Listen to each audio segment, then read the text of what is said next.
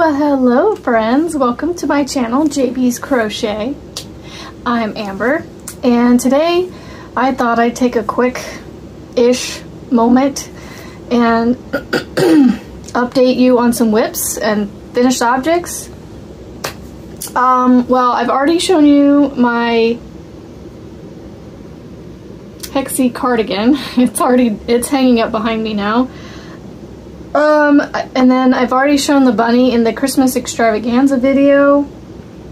Trying to think, what else did I finish?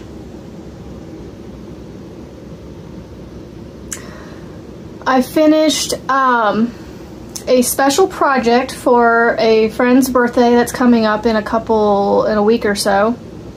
And I don't want to reveal that just yet because I want them to receive it first, and then I will reveal it to you guys so that way it doesn't, you know, get spoiled before then.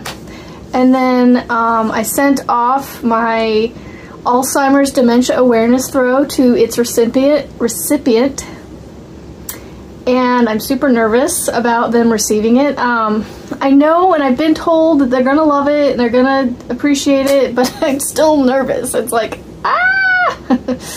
So I actually crocheted, I finished all the tails on it, obviously because I sent it, but the thing's been sitting on the back of my chair for like a month, almost, and I just kept dragging my feet on sewing all those tails in on it, and I was like, I gotta get this done so I can get this thing mailed off to the person. And I had planned on making some red hearts to sew onto the blanket, so I actually found an awesome tutorial on YouTube. Sorry, I have like something, like, you know when you get those popcorn kernels stuck in the back of your mouth, like towards the back of your tongue? It feels like it, but it feels like it's all the way back in here, right? And so I've been messing with that. Anyway, and so you'll see me kind of making some weird facial expressions because I'm messing with that. So anyway, I found, I had made these little hearts, and they were, you know, maybe, I don't know, a couple like an inch or two big, and I was like, these are really tiny. And yes, I could have found the other tutorial for it if I'd looked hard enough, but I literally just went to YouTube and I typed in crochet heart, that's it. That's all I put in. And almost the first tutorial that popped up for me was a granny stitch heart, and it's literally you make a granny square, 2 round granny square, and then you turn it into a heart. So like one of the three sides, a square has 4 sides, Amber. And here I am homeschooling my children and trying to teach them the correct stuff.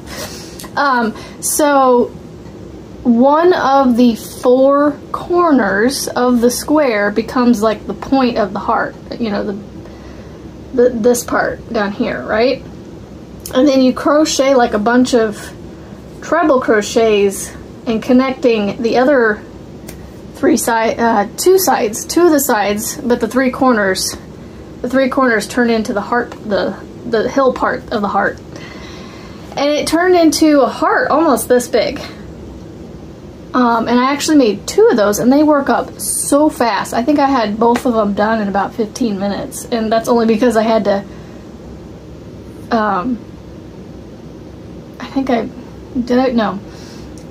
just because I got distracted or something, and then had to come back to making the second one. Because I got the first one done, I was like, okay, I need to make a second one, but it was like a few minutes distraction in between there with family and stuff, so,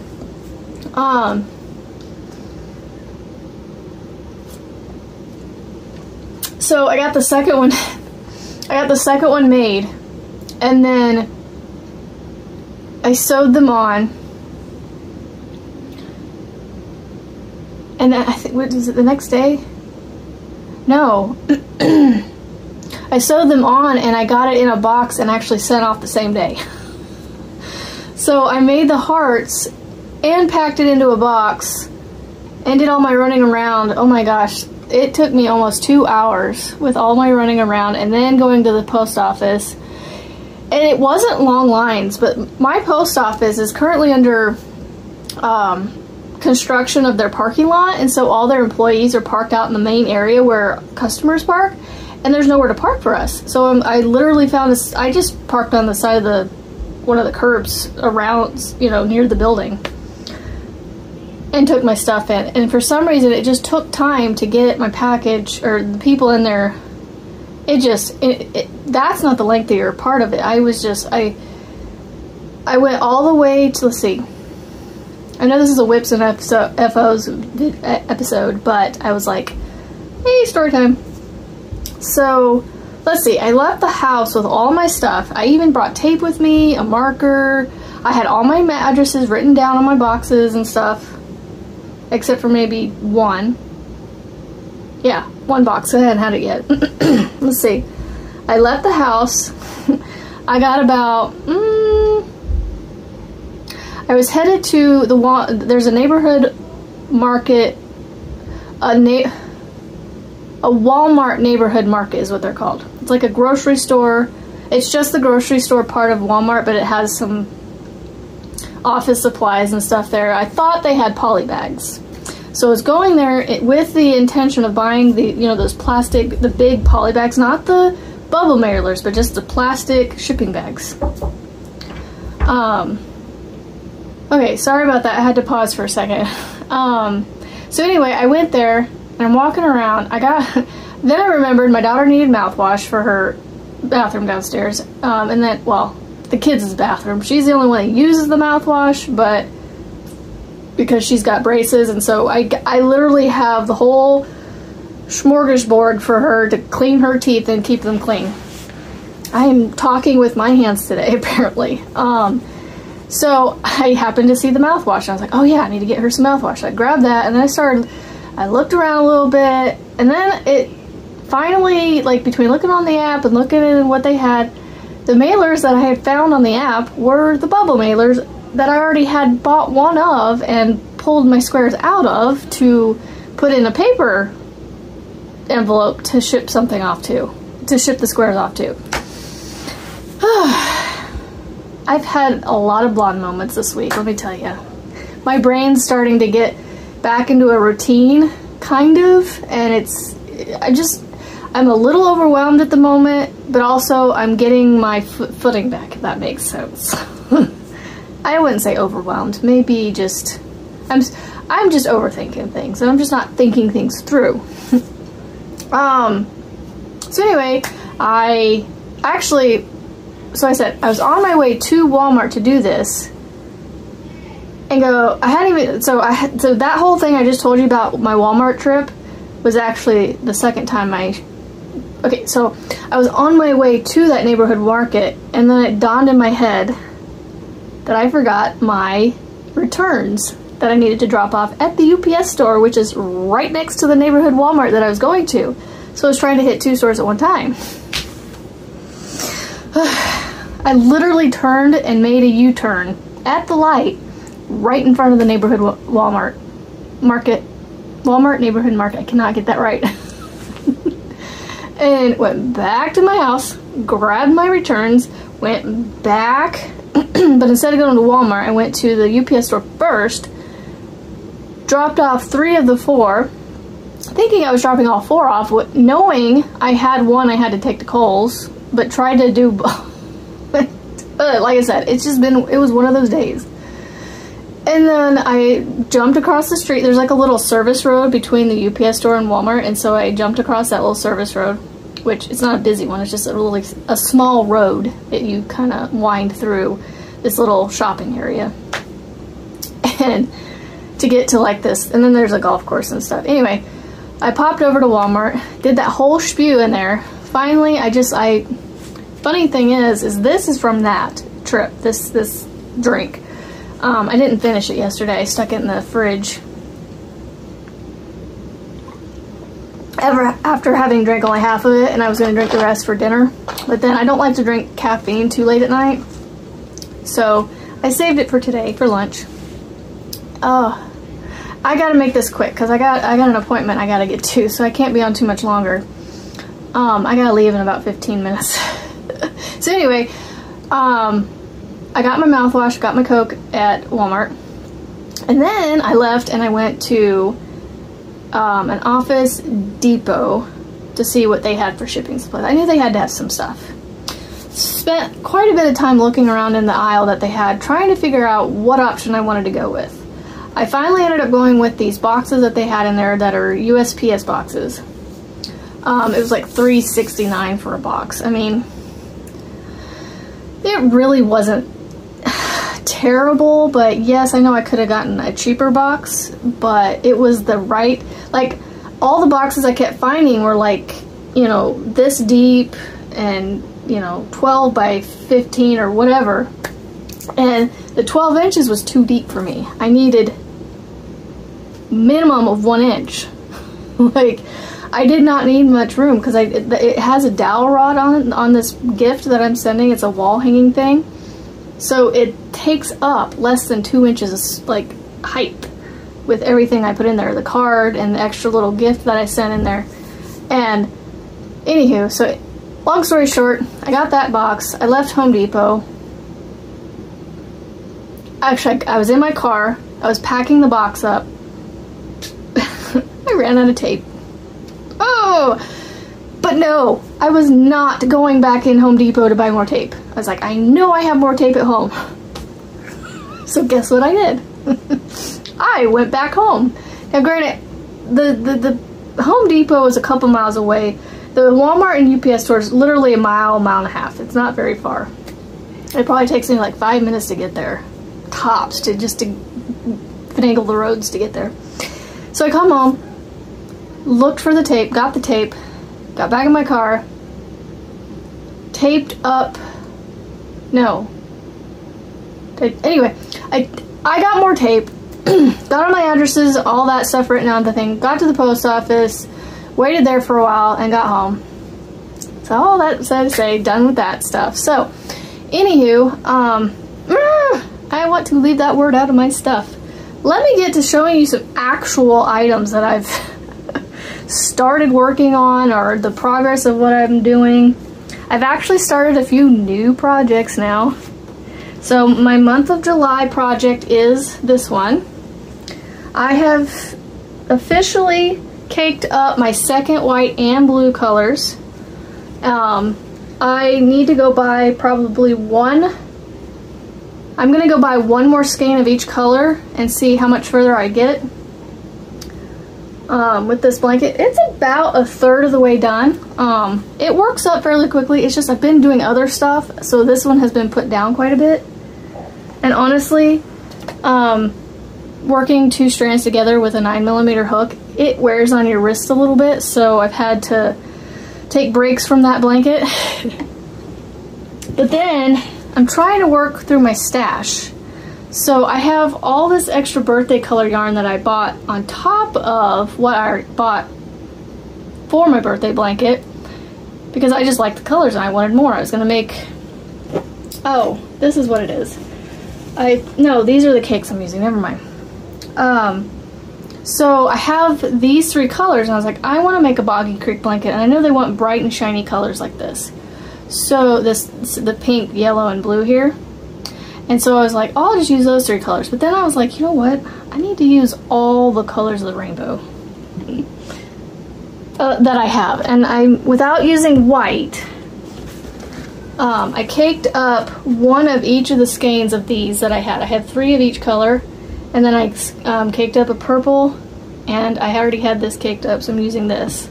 So I'm going in, so pink, yellow. I don't have orange, so I just like, you know what, I'll just leave orange out. It'll look okay. So it goes pink, yellow, green, blue, and purple. That order. So I basically started another peephole chevron blanket. Okay, sorry, I thought I was being, like, spied on or something. My children like to hang outside the door and just sit there and listen. I'm like, would you stop? So I started another peephole chevron, doing the exact same hook, 2 strands together. I swear they're lurking out there. And I actually started this, and this is how far I got in one day on Sunday. This past Sunday. So I plan on making this a Boggy Creek blanket. So the whole story I was saying about these, making a Boggy Creek blanket. So it is roughly 42 inches wide. I tried to make it 40 inches wide, but I stopped. So you're supposed to do groups of multiples of 10 plus 2 when you do the foundation row, the foundation chain. So I had 100, but then I was like, I laid it out and measured it, and it was hitting over in the 40s. And so I was like, okay, I'll take 10 out and make it 92. Well, I crocheted 1 row of peephole chevron in the pink and went, okay, measured it. It came out to 38. I want 40. So I frogged out that first row, and I only did 1 row just to see, because I needed to do at least 1 row to see how wide it would be. And that was okay. It works up pretty fast. So it was like 10 minutes of work I had to frog out or something like that, 10 or 15 minutes. I don't know. Yeah, I don't know. And so I frogged it out, added the 10 back, redid the row, measured it again, and guess what? It's at 42. I was like, I can't win, so I have to keep it at a multiple of 10. There's no multiple of 10 between 90 and 100. So I was like, you know what? We're just gonna leave it at 42. So I'll make it 42 and make it a square 42 probably, if I can get it to 42. So, because it has to be between 35 and 50 anyway, so 35 wide by 50 long max, 35 minimum by 50 max long. So as long as I stay within that, we'll be good. But I was trying to make it that 40 by 40 square, which I think's a little hard to do with a peephole chevron, but that's okay. I just put out the tutorial for these. So this is the tutorial piece I made. I'm gonna make some more of these, not this one, but I'm gonna make more of the single and make these for Christmas gifts to give out, because they make great gifts. And then you can also make coasters out of these without using the scrubby. You can just turn, you know, you could crochet 2 of these solid cotton together and make a double thick coaster. Or you could just do one single layer and make it a coaster. But, so yeah, that's all I have. I need to actually be getting off of here, because I got, like I said, I had that. Oh, actually no, I have one more thing to show. So this pattern is available on Juan the Yarn Addict's Ravelry, and he's already shown this on his